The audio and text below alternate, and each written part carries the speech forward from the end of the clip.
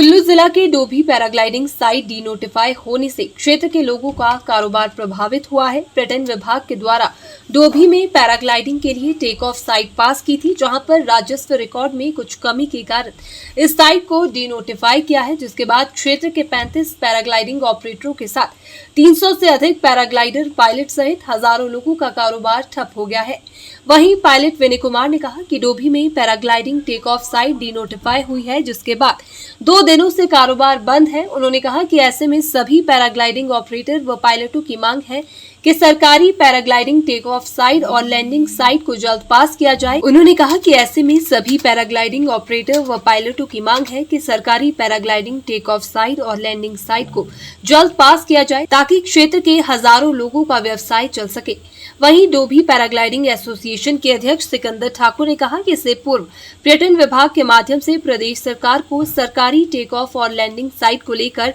Proposal भेजी गई है, लेकिन आचार संहिता के कारण फिलहाल उस साइट को पास नहीं किया गया है। उन्होंने कहा कि ऐसे में प्रशासन व पर्यटन विभाग सरकारी साइट को जल्द पास कर क्षेत्र के पैराग्लाइडिंग ऑपरेटर व पायलटों के साथ साथ हजारों लोगों के व्यवसाय को राहत मिलेगी। वहीं जिला पर्यटन अधिकारी कुल्लू सुनैना शर्मा ने कहा कि पर्यटन विभाग के द्वारा डोभी में एक सरकारी साइट को नोटिफाई करने के लिए दस्तावेज पर्यटन विभाग के निदेशक कार्यालय शिमला भेजी गई है। उन्होंने कहा कि फिलहाल आचार संहिता के कारण उसका कार्य नहीं हो पाया है। देखिए, डोभी में हमारी 2 साइट्स जो थी वो डिपार्टमेंट की तरफ से रजिस्टर्ड थी और दोनों ही प्राइवेट साइट्स थी। उनमें से एक साइट को जो है वो डीनोटिफाई किया गया है, क्योंकि उसके रेवेन्यू रिकॉर्ड में कुछ कमी पाई गई। और ये जब हमारे ध्यान में इस चीज़ को लाया गया तो हमने इसकी इंक्वायरी इनिशिएट की, और इंक्वायरी में हमने पाया कि वाकई में रेवेन्यू रिकॉर्ड में थोड़ा सा उसमें कुछ सही नहीं था, तो जिसके चलते रेगुलेटरी कमेटी के द्वारा उसको डीनोटिफाई करवाया गया। जहाँ तक बात है, आज जो ऑपरेटर्स मिलने आए हैं तो जो उनका ये कहना है कि जो दूसरी साइट पास्ड है वो साइट फ्लाइंग के लिए बहुत अच्छी नहीं है और वह सुरक्षित वो महसूस नहीं करते हैं वहाँ फ्लाई करने के लिए। तो उसके रिगार्डिंग हम जो है डायरेक्टर ऑफ विमास को उस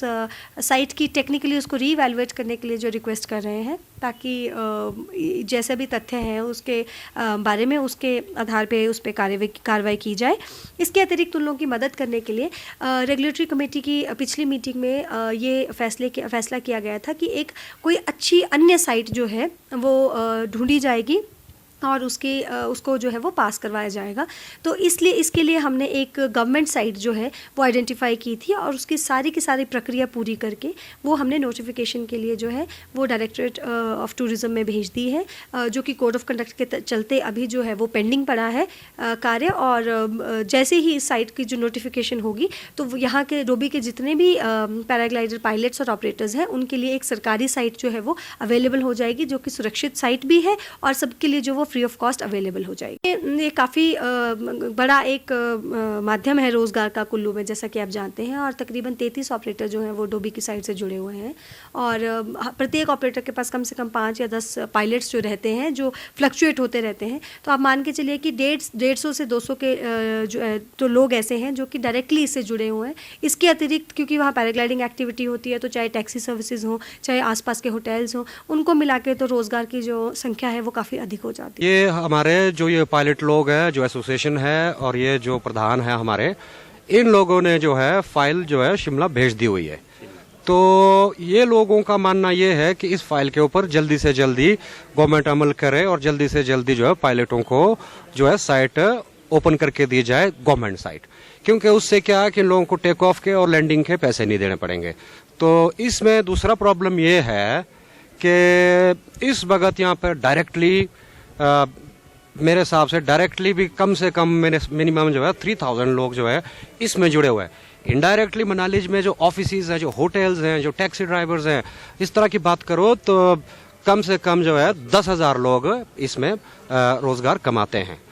तो इसका जो इन लोगों का जो मेन इशू है कि ये क्यों नहीं वहाँ से फ्लाई करना चाहते हैं, इनका मेन इशू है सेफ्टी का बोलने का मतलब ये है कि जो टेक ऑफ है थोड़ा डाइसी है, वो छोटा है और ऊपर से जो है टेक ऑफ बड़ा होना चाहिए, क्योंकि